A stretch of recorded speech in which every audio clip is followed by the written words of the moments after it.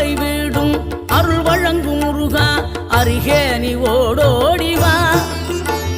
மூவிரண்டு முகம் சொலிக்க ஆறிரண்டு கரங்களுடன் ஆதரவு தர ஓடிவா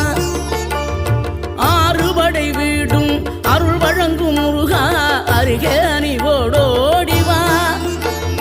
மூவிரண்டு முகம் சொலிக்க ஆறிரண்டு கரங்களுடன் ஆதரவு தர ஓடிவா ஈசன் மகனே என்னை காக்க இங்க உனையன்றி வேறாரையா நெஞ்சார நான் நினைக்க பஞ்சாமிர்தம் கொடுக்கும் ஒரு தெய்வம் நீதானையா ஒரு தெய்வம்